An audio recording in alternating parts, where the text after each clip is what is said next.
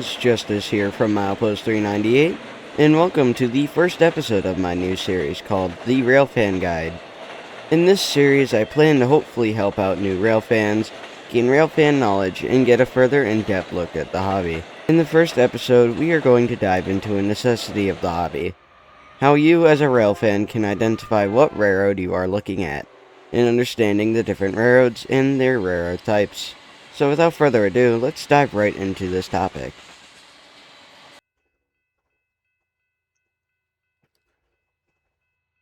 When you're outside railfanning, you'll see a vast variety of locomotives and rolling stock.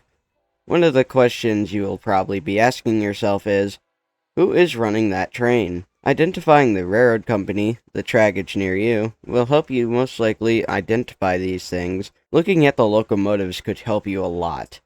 Companies love to put different schemes, logos, and everything for you to differentiate it from others. The most common railroad you will probably see is known as a Class 1. These Class 1s are giant freight railroad companies, and they are the most common thing you will probably see. The United States Surface Transportation Board, or the USSTB, define Class 1s as having the highest operating revenues and are the backbone of the freight transportation network in the United States. To be a Class 1 railroad, the railroad must be making over $943 million in revenue per year. These following railroads are the ones that are marked as Class 1s. BNSF, Union Pacific, CSX Transportation, Norfolk Southern, Canadian National, Canadian Pacific Kansas City. Let's dive into each of these railroads' paint schemes and logos to identify which one is which. Starting off with the BNSF Railway. The BNSF is known for their orange and black schemes, and they have this interesting swoosh logo. They are found primarily operating out west of the Mississippi River and Chicago. They can also be seen in one of the Canadian provinces, however, and operating a little bit in Mexico. The Union Pacific is known for their unique armor yellow paint schemes. They have this interesting shield logo, and they are also identified as having an American flag on the side of their locomotives. Like the BNSF, the Union Pacific operates west of Chicago and mostly west of the Mississippi River, with a little bit in Mexico. Switching regions of the country, let's switch to the CSX Transportation. CSX is known for having their dark blue and yellow nose paint scheme. CSX operates east of Chicago with a little line west of Chicago, but we won't get into that today. Moving on to the competitor with CSX, we have the Norfolk Southern. The Norfolk Southern operates east of Chicago, just like CSX, and can be identified by their black paint scheme. They also have this unique horse logo, seen on most of their locomotives. Into the Canadian part of this, we move on to the Canadian National. The Canadian National operates in Canada and the central and south of U.S.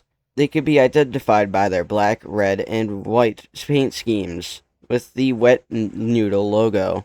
The Canadian Pacific Kansas City operates in all three of the major countries in North America, those being Canada, the United States, and Mexico. They could be seen by their Canadian Pacific and Kansas City Southern locomotives, but in their corporate scheme, the Canadian Pacific Kansas City has bright red covering most of the locomotive, with a tiny bit of black and yellow on the back of the locomotives. If you see a massive train stretching for miles, chances are it's being operated by one of these big Class 1 railroads. Familiarizing yourself with their primary colors and logos is the quickest way to look like an expert trackside. Moving on to the next class category, we have the Class 2 railroads, or otherwise known as regional railroads. They are a bit smaller than Class 1s, but they are still substantial in this country. They often operate several hundred miles of tracks, and typically act as feeder lines or connect smaller markets, moving freight between smaller towns and the main Class 1 interchange points to be transported across the country. To be a Class 2 railroad, the railroad must be making between $42 million and $943 million per year. Some examples of Class 2 railroads could be the Alaska Railroad, Buffalo and Pittsburgh, Iowa Interstate, and a bunch more railroads. There is also several holding companies of these Class II railroads, those being the Genesee & Wyoming, Omnitrax, Watco, Patriot Rail Company, and Regional Rail. The next and final class of all three, we have the Class 3s, or a common railfan term, short lines. These are the smallest, but perhaps the most diverse and numerous group. They often operate less than 100 miles of track, usually serving a specific industry like a grain elevator, a quarry, or like a port area. Class 3s are railroads that make less than $42 million per year. Some examples of Class 3 railroads could be the Bay Line, Meridian and Bigby, the Arkansas and Missouri, Housatonic, Finger Lakes, and plenty more spread throughout Canada, United States, and Mexico. Some holding companies of these smaller Class 3s could be Genesee & Wyoming, Watco, Omnitrax, R.J. Corman, Gulf and Ohio, and plenty more. So why is this information important, you might ask? Identifying the railroad is the first step in understanding the train you are observing. However, there is some instances where you might see a locomotive from a railroad that doesn't actually operate near you. For example, if you see a BNSF locomotive anywhere east of Chicago or like in the general Northeast, it's called foreign power, as it's operating off the home rails and either operating as well foreign power or on a run-through train from that railroad. Knowing what railroads operate near you is key to identifying foreign power. An app I highly recommend getting or looking up on the web is Railguide. This site is an incredible site and has helped me identify what railroads I'm near, and if you like learning about what railroads ran near you in the past, it also has a filter for that. Anyways, back on track with the episode, let's get back into identifying the different railroads.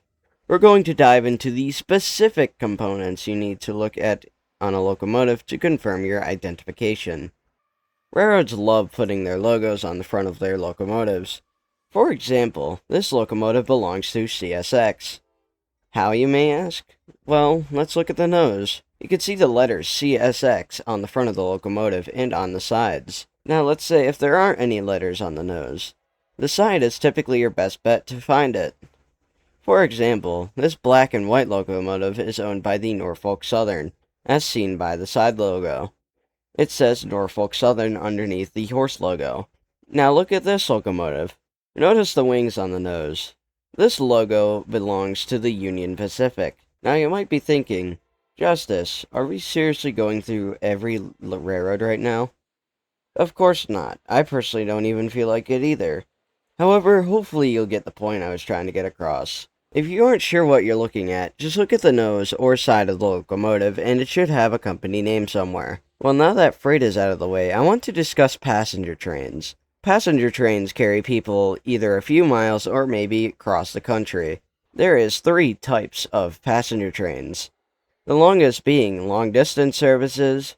These trains are operated in the U.S. by Amtrak and in Canada by Via Rail. The second being intercity services, which is mainly found on Amtrak in the United States, but there's also Brightline, which is a privately owned company in Florida. Up in Canada, the intercity services are operated as well by Via Rail. The third and shortest of the bunch are commuter operators. These are found in the big cities of America and Canada like Chicago, New York City, Boston, Los Angeles, and a whole lot more. Up in Canada, these can be found in Toronto, Montreal, and Vancouver. Now, it is difficult to distinguish the different passenger trains from each other if you aren't sure what operates in your area, but I will try my best to break down each type of passenger train. On long-distance trains, you will usually find a baggage car on either the front or the back of these trains on Amtrak and Via Rail. Via Rail, however, also has a different identification feature for their long-distance trains, as they have these rail cars called domes used primarily on their long-distance routes. Some long-distance trains on Amtrak include the Lakeshore Limited, Floridian, Southwest Chief, Empire Builder, and more. Up in Canada, Via Rail operates the Canadian, Hudson Bay, Ocean, and more. These services also have fewer stops along their routes, unlike intercity or commuter services. On Amtrak intercity services, you will find mostly Single level based services, which a select few intercity routes using bi-level cars. And in the Midwest, however, they are getting newer single level venture cars. Some examples of intercity services on Amtrak include the Northeast Regional, Illinois Zephyr, Empire Service, Maple Leaf, Pacific Surfliner, Cascades, and plenty more. Up in Via Rail, it is the same story with mostly single level equipment. They operate the corridor route between Toronto and Montreal and Quebec City.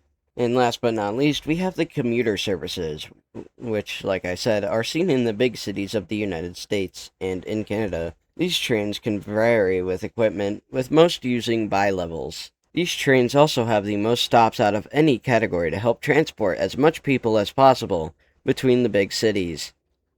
Now, before I finish my discussion here, I want to discuss a couple of key things that could throw off new people in this hobby. Special painted locomotives and patch locomotives. These units can throw off newer rail fans because they are a one-of-a-kind type thing, but I won't go in depth on these topics and save these for a future episode. So just like that, that wraps up the first episode of the Railfan Guide. I hope you guys enjoyed this video, and if you did, make sure to leave a like. In the next episode, I will discuss the different types of freight trains. So stay tuned, and I will see you guys next time. Take care.